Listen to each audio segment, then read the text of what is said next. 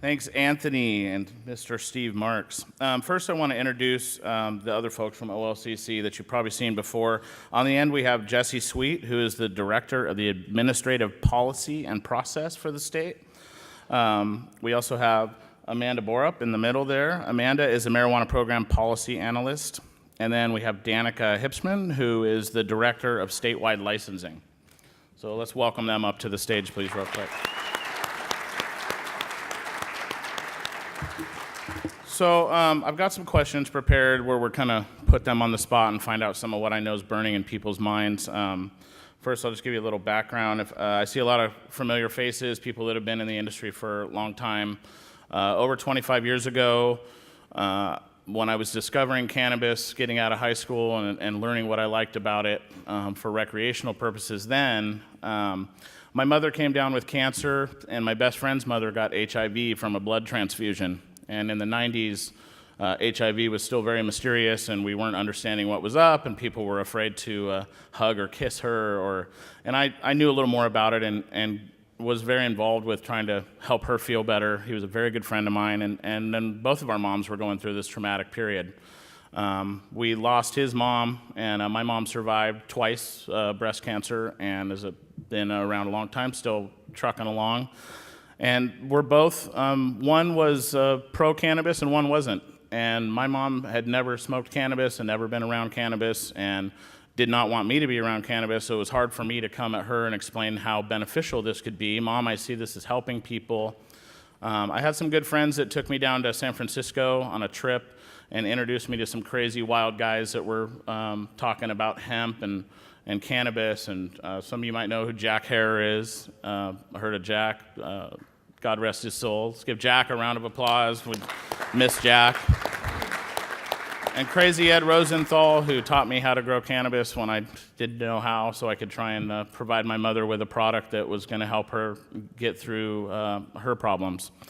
For the last 25 years or so, I worked with Voter Power, the organization, and Anthony Johnson was there with me in the streets with clipboards getting signatures to put a medical ballot on the Oregon initiative system, and we did that and eventually got the original OMA passed. And through Voter Power, I learned about what medical clinics meant and what outreach meant to patients and what we had to do to help these people. And it wasn't just my mom, it was everybody's mom and grandma and uncles and brothers. And so we worked hard to try and get focused on that. They really taught me how to organize and rally around these people to get them what they needed on the product line and to teach growers how to provide for patients and provide for their family members, which is the key to this whole system working. So we started doing clinics. I eventually left Voter Power, started Southern Oregon Alternative Medicine. We're in about 16 cities in Oregon. I started Arizona Alternative Health. I had an uncle down there, went down and wanted to do the same thing for people there. Very tough state in the beginning, I tell you. But it was tough. I mean, I remember getting spat on, and people wanted to fist fight because we were getting signatures to put cannabis on the ballot. And Southern Oregon was not, the most friendly area, even though that's where some of the best cannabis in the world was grown in the woods. We'd often wait for hours to go up and have to, by the time I'd go get an ounce in the woods, by the time I got home, it would take a whole day, and the two people that would introduce me to the next people to get it, and never met the guy. And I mean, all of you remember these early stories of how we got our cannabis and fell in love with it. And I fell in love with it. And I blew glass for a long time and wanted to do anything close to the industry, but helping people and seeing the satisfaction in watching people's lives be better that are suffering through traumatic illnesses and traumatic times in their lives, losing family members and getting through that was the biggest part of my life and been the joy of my life to work with patients.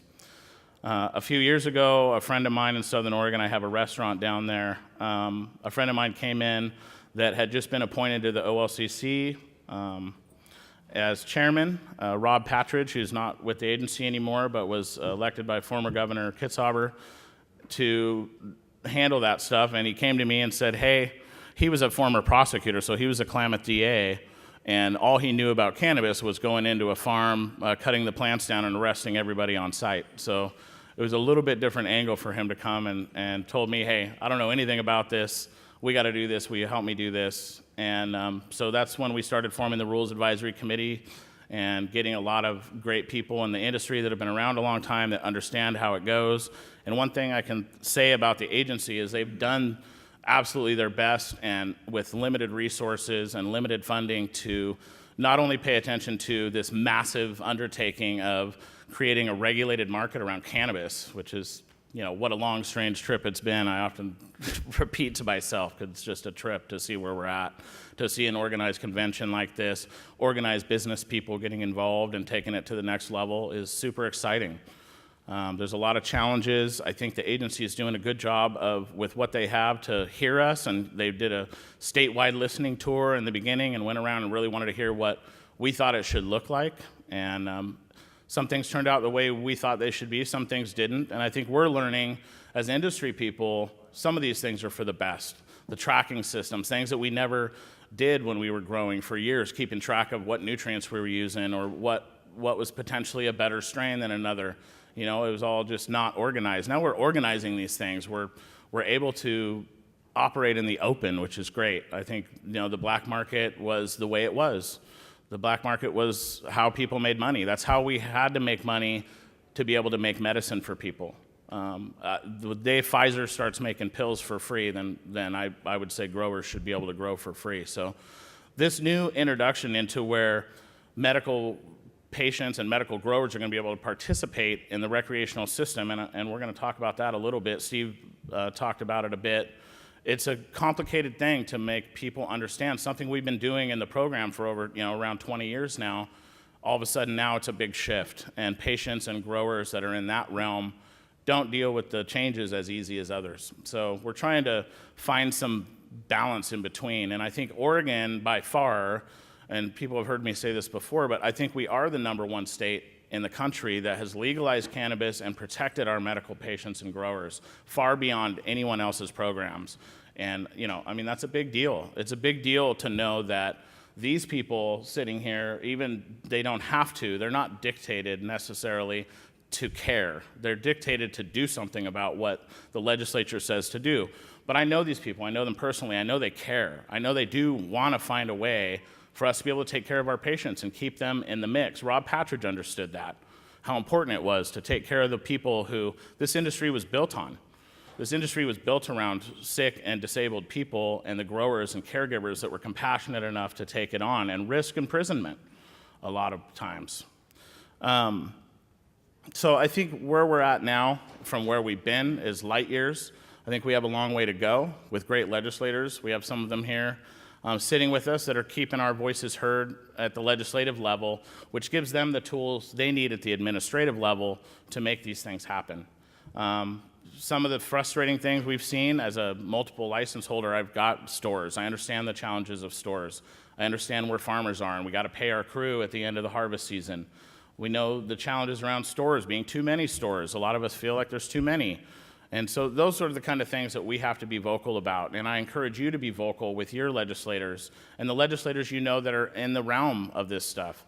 Senator Przanski's sitting with us today, been one of our great champions. Let's give him a round of applause really quick.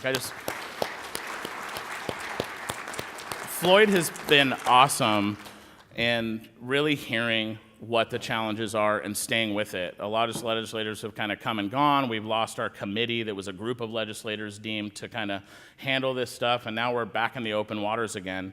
And it has to be included in something that they want to do, and they have obviously constituents that want many things handled, land usage things. Cannabis is not the top thing for every legislator. So the fact that people like Senator Przanski still find time and realize how important it is that we shape this industry the right way, and that happens through what he does at his job, and it lets them do their job, and we can get that middle ground. And I think we're getting there. I know businesses are struggling. It's a really challenging time. We're held to one state. You have an open market concept in a single state for sales. Once federal change happens is really what we're all kind of hovering and waiting for. And unfortunately, a lot of the smaller outfits, which is who we want to support, we want those small family farms, and I do think there's a future. People ask me all the time, I'm a small business, how am I going to compete with those big dollars coming in from Canada? I think we're in a microbrew industry. We really are. It's the new era of where that mom and pop product, that organic farm, those things are important, and those are what consumers are looking for. So if you have a small business, you have a small farm, brand yourself well. I always say it's really important to stand out on the store shelves. That's how you're going to get your product out there. There is a lot of people growing flower, but flower is selling. It is selling. And once we get more licenses on, and they're working, vigilantly to get that done, the new processors that come online, the new product lines that come out, you see how many products are in the store now. Go into a 7-Eleven or go into a liquor store or whatever reference you want to use, there's a lot of room for product development. And that's really where that cannabis is going to be eaten up. So as we create new oil lines and new product lines and all these great ideas that people are coming up with, we're going to see that reduction happen, even in Oregon. I think we're going to see cannabis starting to be eaten up more, and it'll drive the prices back up a little bit. Once we go federal legal, obviously that's the launch point. So right now, you're preparing yourself for what's going to happen. You're preparing yourself to be relevant on a national marketplace, and that should really be your focus right now, is doing your product, doing it well, and knowing how to scale when the time comes. I assume when the time comes and we can't ship out of state, we'll look back at the rules and regs around how big a farm can be, and we'll go from an acre to potentially 20 acres or whatever it takes as we see that product able to move. Right now, we keep that acre. That's not going to be like that forever. Eventually, you will be able to grow, massive fields of cannabis as the demand will be there. But right now, we're just kind of held to this state, and it's like a hovering game. So we just need to hang out. I don't want to see, it discourages me to see people giving up. I know it's financially difficult not to in some instances. I've dealt with all that myself. But we got to hang in there, because those ideas that you have and those products are the future. This is the end of prohibition all over again. If you look at those signs and what's happening, you'll see this is how it went. Not everybody made it, but a lot of people did make it. And it's not the same. It's not going to be a big corporate shift. I think the small family farm and the small product manufacturer definitely has a place. So I'm looking forward to see how that kind of turns out. So stay in there, hang in there, and then let's give these guys a little bit of heat here. So a couple questions that I got. So Danica, I'm going to put this one to you. From what I've been hearing, quite a few violations could have been avoided by licensees reporting changes to OLCC. Can you let us know what the common violations are and what licenses need to let OLCC know? Sure. Yes, I think as you mentioned and Steve mentioned, I mean, it's no secret. Is that on? Can you hear me now? Try Amanda's.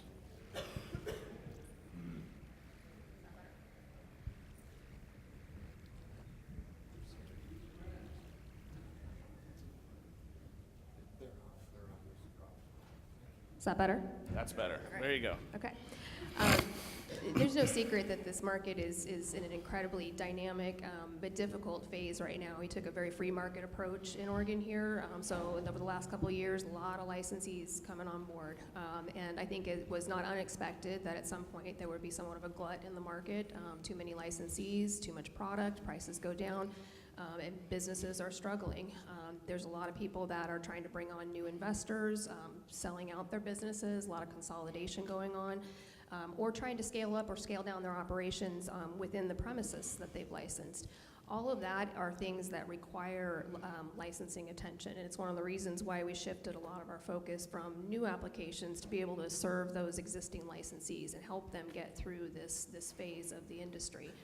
But that is where we're seeing a lot of businesses that are not following the regulations, and it is concerning, because in order to keep this market dynamic, or continue to let it evolve and grow, we need to be able to make sure that we are vetting the people that are coming into it, that we know the premises that are being licensed, and we know what's happening on those licensed premises. So all of those things, making changes to a premises, making changes to your business structure, selling your business, all of that requires OLCC pre-approval, and that's what we're really not seeing a lot of right now. We're seeing a lot of people come in after the fact, and frankly, a lot of those things can actually be cancelable offenses. So if you are a licensee or you know a licensee, please help us get the word out that we're there to help you. We have a process under which you can let us know that you're making those changes, and we want to get them done for you as quickly as possible. But it is something that you need to contact us first, work through that process, and do it the right way. Okay, great. One thing I think, and I talk about a little bit about licensees, I think it is important to let the agency know when these changes happen. It's super important to let them know ahead of time. I think there's still some fear of people maybe making changes that they're not ready for. And I want to get the message out that people need to call the agency and let them know. If you're having a problem, you need to let them know. They want to know about it. If you're having one topic I've been talking to them about is camera issues. We've had a lot of CannaGuard, and a lot of the companies kind of disappeared and left a lot of growers and other licenses in the lurch. What do you think, is the best method for people to communicate with the agency? Because ultimately, that's what we want. We want people to call, talk to you guys about the problems they're having, and know that they're not going to be put on the chopping block when it comes to that, right? Absolutely. I mean, just contact us. I mean, we have a dedicated email, marijuana@oregon.gov, that you can send any question to. It will get to the right person. We have staff that read every single one of those emails. We have a call-in line. I don't remember the number right now, but we can get it. We have a booth here, so please stop by and get any information that you need. We really want people to call and ask. There is no too small of a question out there. We can usually help you work through whatever process, whatever issue you've got, if you just contact us. And I think that's important for people to know. Thank you, Danica. I think it's important that people know that the agency is ready to work with you. They want us to be successful. They are not here to prevent us from being, successful. And I see a lot of fear with clients I work with and people in the industry that you cannot, at this point, see the agency as the enemy in your process, and they understand that there's fears around that. So I encourage people to reach out to the agency when you're having problems. Let them know what you're having. Make sure that you're keeping good records of everything that's going on, and you'll find a way around that, and they'll help you find a way around that. It's going to make your life easier, and you're going to sleep better, I promise. Jesse, I got one for you, buddy. Has OLCC been able to make it to most of the outdoor producers who are harvesting in this new Operation Good Harvest? And are you finding common violations when those people are going out to those type of sites? And does OLCC plan to do similar good harvest stuff with the indoor growers and not just the outdoor producers? Okay. As Steve touched on, we're out there doing harvest notice inspections. We have done approximately 60 of these inspections so far, and I think we're looking at about a 70% successful compliance rate. And what we're seeing when we're out there is not necessarily problems with the harvest or the harvest notification process itself. What's more common is we're seeing operational problems. Things like the fencing isn't in place, or growers are drying in a facility that's not approved and doesn't have cameras. Things that we would have caught in any kind of routine inspection. And the harvest notification process has, I think, been a really good tool for our staff to get organized and get mobilized out to those growers who they, in many cases, haven't visited for quite some time. And what we're seeing mostly falls along the lines of people who just aren't paying enough attention to compliance and the operational standards that we have in our rules. This is a really, really tough industry. It's tough for a lot of reasons that you all know: banking, taxes, competition. It's also tough because we have put forth a lot of regulations, and we know that, and we're working with the industry to get people compliant, to get them to where they need to be. And in some cases, when we can't get people there, we have to pursue license cancellation. I'll reiterate what Brent said. There's the saying, ask for forgiveness, not permission. That does not work in this industry. It simply doesn't. You need to ask for permission. As far as indoor growers, we're focusing on the outdoor growers right now because we are in harvest and we've got a large amount of product coming down in a very short window. We're going to use the rest of the year following this harvest season to start getting out and making more contact with the indoor growers so that we can do the same types of premises inspections to ensure that they're operating in compliance. Great. Yeah, that's a lot of work. It's a lot of work with a limited staff. I've seen them do some pretty amazing things with not very many people. Okay, Jesse, we were talking a little bit ago, and kind of describes himself as the designated driver at the end of the night. That's the only sober one in the vehicle. He's got a really hard task. There's a lot of these things I throw at him constantly. We're trying to figure out how to make what we've done forever work with what they understand they need to do. It doesn't always make sense. We don't always understand how that looks. But they're trying to understand, and they're trying to find a way in the regulatory process to allow us to do our job.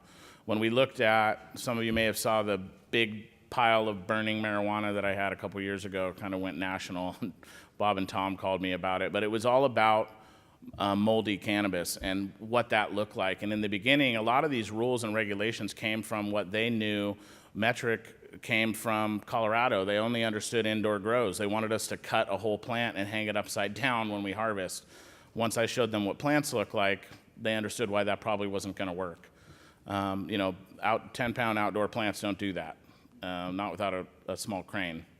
But they came down, they came to the farms, we did tours of many farms and saw what that looks like and why there is moldy material and why we do have waste on a farm. And this is a farm. This is a farm like any other farm. We have lots of biomass that we end up burning, getting rid of, that goes on the ground. And that's not a valuable product that we're trying to send out to the masses through the black market. It's waste. And they understood that, and the rules now reflect that. And that's how the whole process has been. Going through, showing them what's happening. They want to see what we're talking about. And that's why this communication is so important. Giving them ideas of what your challenges are helps them find a way around it. And that's why I try and stay so active and letting them know any information I can that's going to help them do their job better, which makes our lives much easier when things are running smooth. So, Jesse, I'm going to throw one more at you, buddy. It seems like the OLCC has been holding quite a few Rules Advisory Committee meetings, as we did on the sales limits recently. What are the main topics you're focused on, and when should we expect some kind of finalization in the rule process? So to answer this, I'll start at the beginning. In late 2015, the agency adopted close to 100 pages of administrative rules before we'd issued a single license. So obviously that first rule package was not perfect.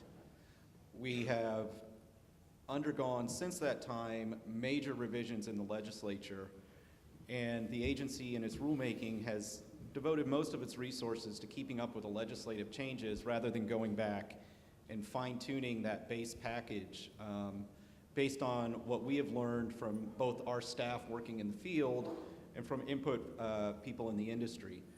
So we're going to have a very broad package of rules coming through this fall. It will likely be adopted by our commission in December. We have a lay commission, and they are the final policy makers. Staff like me draft things and suggest things to them, but they ultimately guide the policy. So those rules will focus, as I said, on a number of refinements. Some of the major subject matter areas are volatile processing. We need to make some refinements to our approval process to make sure that those processors that are using volatile solvents are doing so in the safest manner possible. We're looking at reforming our waste rules. There's I think a good bit that we can do there to make sure not only that the waste rules really make sense for growers and processors, but also that they make sense in terms of mitigating opportunities for diversion.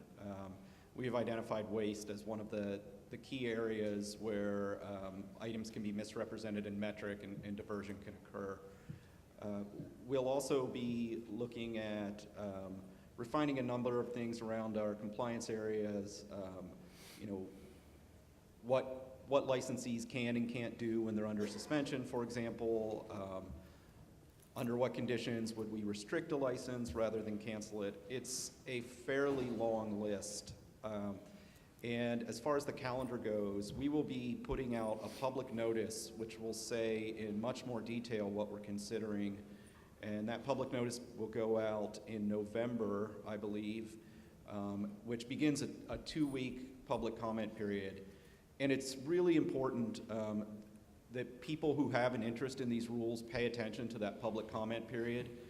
You can sign up for automatic email updates on our website, and they will tell you exactly when that public comment period is. But too often, we go through this rulemaking process that's required by the law to be an inclusive public process. We finish our rules, we adopt them, and then 3 or 4 weeks later, I hear from somebody in the industry that says, this rule that you just did is nonsense, it doesn't work.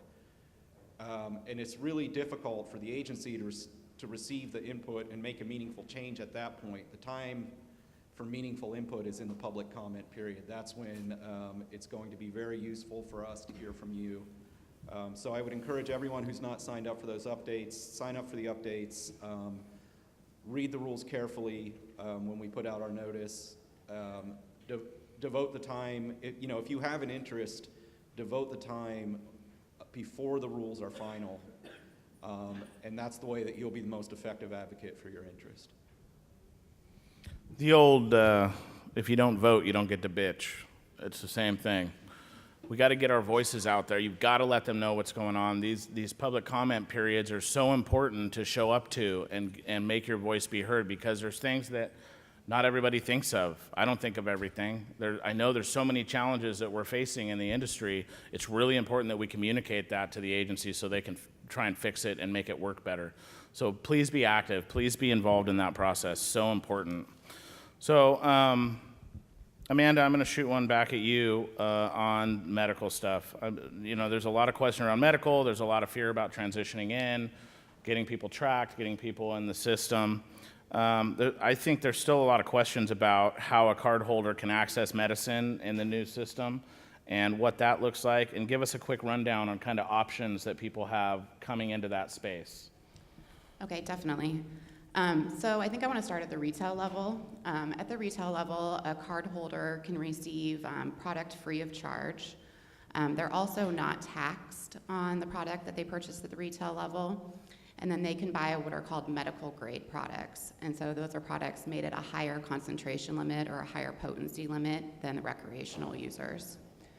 So I think what we hear a lot is, people who used to be growers who now are recreational producers, and they want to be able to give their patients medicine, or people who used to be their patients. I think a really simple way for people to do that would be able to work with a retailer in their community, transfer the product to the retailer, and then the retailer would give the card holders that product for free or at a very low cost if that's what they decided to do. So I think it's really important to highlight that connection can still happen without the typical grower-patient relationship. And then also, or did you want to cut in? Well, I just want to interject. I know, and this involves retailer. We talk about retailers. Retailers, we have a lot on us. This is one of the things that we need to decide to participate in. If you're a retailer and there's people going around, there's several groups trying to get some good programs started for patient access, some free patient medicine. We've talked to farmers that are willing to donate. We need retailers involved in that. That's where the point of access is for those patients. So if you're a retailer, you need to make it available. And when someone comes to you and says, hey, we're working on a patient access program, we'd like to list your store as one of the stores patients can come to get free meds. We have a lot of people in this state that can't afford to buy meds. They're living on a monthly check. They don't have the money to buy meds. I don't care how cheap it gets in the store. It's not in your budget when your top priorities are food and medicine and keeping your heat on. So we need to get active. We need to be involved, and you need to stop shy. All I hear from the people that are starting these programs, Steve Mark's been adamantly working on trying to find a way to find that compassionate venue, and it's got to happen at the retail level. It's where it has to happen. So retailers, if you're here, we need to be involved.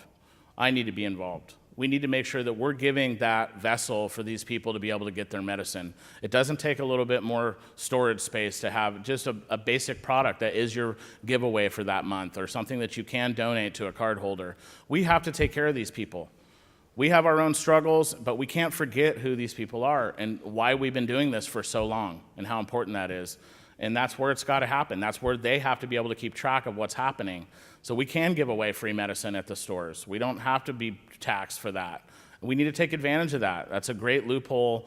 I call it a loophole, but it's a great venue and a way to get medicine out to people. You know, I mean, that's where it's at. We need to get it out there, and they're finding a way to do it, but we need to step up as industry people and donate those products from your farms, donate those products from your cookie companies. Whatever you're making, you can be involved. This is something that we need to continue throughout this process, is taking care of our sickest and most needy folks in this state. So keep it up. And there's a couple other ways too. So legislation passed recently allows for an OLCC licensed processor to apply for an endorsement with OLCC. So it's something that you would need to fill out a form to get an endorsement for and be approved before you were able to do it. But it would allow a processor to take in flower material from a patient directly and process that and then give it back to the patient. There are limits to that, but that is an option. You know, if, what we don't want people to be doing is, you know, processing in their garages or doing things in unsafe ways. And so what this does is it allows a licensed processor to be able to run that material and turn it into a product directly for a patient. And then also, producers, OLCC licensed producers, can apply for an endorsement. So it'd be the same thing, filling out a form and getting approval. And they can grow an additional area of plants for patients only. So it's called a medically designated canopy. So really, on all levels of the license system, there is a way for patients to be able to receive product and be able to have an affordable medicine. great, thank you. You know, I think that says it all. We need to start getting a little more involved on that and remember these people. I know we're busy, but we need to remember them. So what I want to do now is give an opportunity for you to ask some questions of the folks we have up here. There will be some time after to one-on-one things, but if we have some questions in the crowd, I think we're starting in the back. All right, we have here. some questions. Let's hear it for the panel one more time. Here we go. Oh, by the way, on the questions, please be brief and no rambling. That's all we ask. Okay, thank you. Hi. My question is for Jesse Sweet, and I would just like to know, well, this is a two-part question. One, how many registrations you have received for the 20-pound transfer, and number two, when that's going to go into effect. So I'm getting hand signals from the audience, and I believe the answer is 14. And I'll finish it off just because we recently had a meeting on it and Jesse wasn't able to join us because he had another meeting. But we have about between 10 and 15 applications in. And what we're doing right now is we're working with the cannabis tracking system with Metric to be able to make it so that transfer will be allowable in the system. One of the reasons it's taking a little bit of time is that due to grower confidentiality, we have to make sure that we don't loosen the blocks between recreational and medical too much. We really want to keep that in the forefront. And so we're working on getting that done as soon as possible, but with your guys' safety in mind as well. All right, I have a question. I have a company, a seed to sale company, and we have 4 different licenses, and we've been doing this for a few years, and I find the renewal process to be really bureaucratic. And I'm wondering if you guys are working on streamlining part of the renewal process, if you haven't had any changes. You know, one of the questions about, have you ever had an exception? It's like, yes, 3 years ago we had one. So just, you know, if you haven't had any changes, are we working on streamlining that, not only to limit your bureaucracy, but ours as well, because it's a lot of work for us.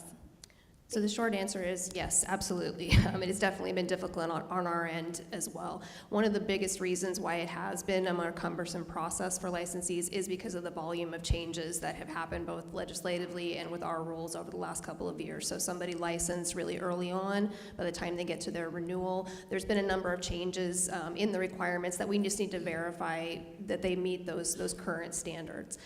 There's also a lot of change going on in the industry, and we're seeing that at the renewal time. That's the time that people are changing their tiers or adding business partners or looking to sell their business. So it has been cumbersome, both for licensees and on our end as well. I think we finally have gotten to a space, though, where we have a pretty streamlined packet, pretty stripped down requirements to just making sure that there are no changes. And we're looking to get to a place where we could almost have an automatic type of renewal, so that if there has been no changes, it can be just instantaneous. It is yet another area that one of the reasons why we have shifted our licensing staff over to focusing more on those renewals is we know a lot of businesses want to make those changes, and so we need to get them processed. So that was the longer version of it, but yes, we are working on it, and I think we're actually getting into a good space so that hopefully people that have gone through that very cumbersome process in the last year, the next time they renew, it's going to be much, much faster and easier. Yes, first of all, I'd like to thank all of you for your hard work and dedication. My question is along the same lines as the previous question, referencing Director Mark's August 30th memo that stated that there are 2 investigators assigned to work on new applications. My question is, are there any additional personnel or resources being applied or hopefully in the near future to be applied to processing new applications to reduce the now 12 to 14 or longer month waiting period for new application processing? Appreciate that question. You know, we asked for extra resources to help out Danica's licensing team during the session. We got some during the emergency board time to help move forward with the applications. We are not going to get any more relief from staffing in the near term. Our budget is set. We only have a finite number of folks, so, and as Danica explained, we're really looking at getting those renewals moving forward. So it's going to continue to be slow for licensees. It's one of the reasons that we communicated out there, because, you know, we know people have a ton of investment moving forward, and we want you to have realistic expectations about what we can do. I don't know what's going to happen in the legislative session next year when they look at us for our next 2-year budget and what we're going to need and how they see our system. As you know, we've got a lot of supply in. The HIDA report's been out. There's discussions about ways to moderate the overall system. We're going to be doing a supply study on that and looking at that as well. We're not going to make direct recommendations to the legislature. We may provide them with ideas about how to manage a large supply and the licensing issues. So I don't know what resources are really going to look like in the future either. So I think it's just, we got to be real with people about where we sit, and I don't think you can have the expectation that suddenly we're going to bust loose and have a lot more folks doing licensing in the near term. Mike with Relay Grow Systems.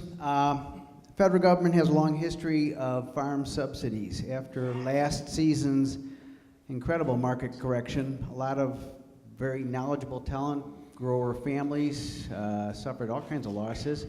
Is there any opportunity on a state level, OLCC level, that's really experienced several years of incredible tax revenues, of diverting some of that back to farmers or back to people in the industry to support this nascent Oregon industry? So I'll take that one. I think there is. I don't know where they want to apply it, but we've already seen, you know, the legislature put some of those dollars to work in on the enforcement side, right? They provided enforcement dollars to the Criminal Justice Commission. I think there's discussion about how do you maybe subsidize some number of patients in the medical system that are indigent with some of those dollars.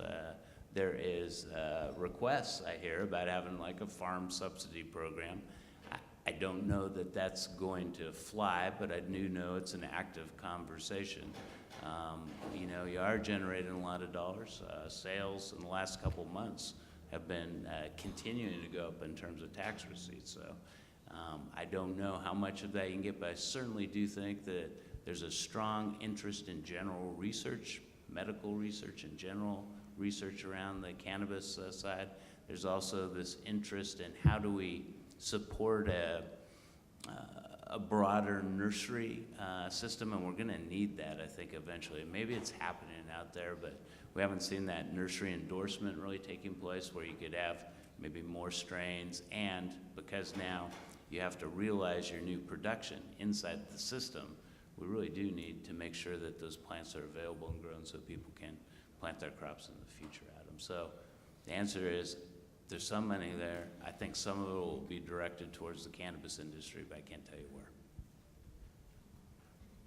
It's all about the dollars. I can say we've watched a lot of them having to use liquor staff on the cannabis side, and we really need to push and talk to your legislators about making sure that the allotment goes. They need more money.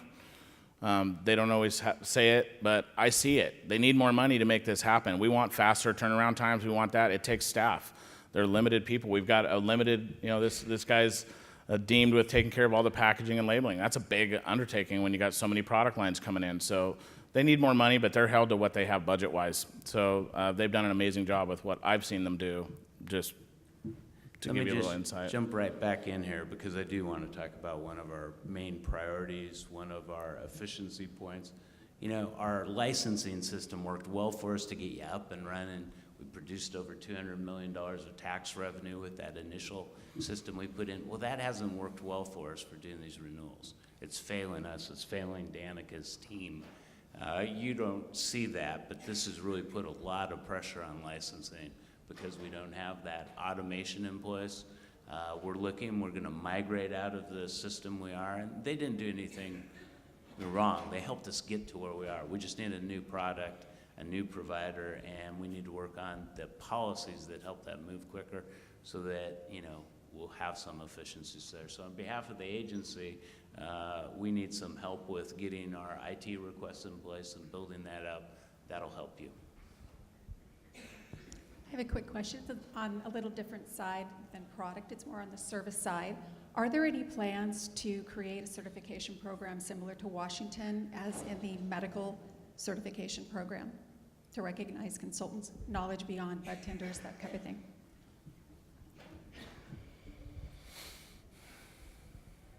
So what I think the question refers to is a program in Washington where they have certified consultants who are actually present in the retail. As far as I know, there's nobody considering this type of thing in Oregon. I serve on the Oregon Cannabis Commission, and there are a couple other members of that commission present in the audience today. That commission has been considering ideas around provider training, around employee training, which I think would be designed to achieve the same type of goal that the Washington program is shooting for, but doing it in a slightly different way. Those are just proposals right now. The Cannabis Commission needs to finalize its recommendations, and those will be coming out later in the year. All right, thank you very much. Let's hear it again for the panels. Unfortunately, that's all the time we have for questions.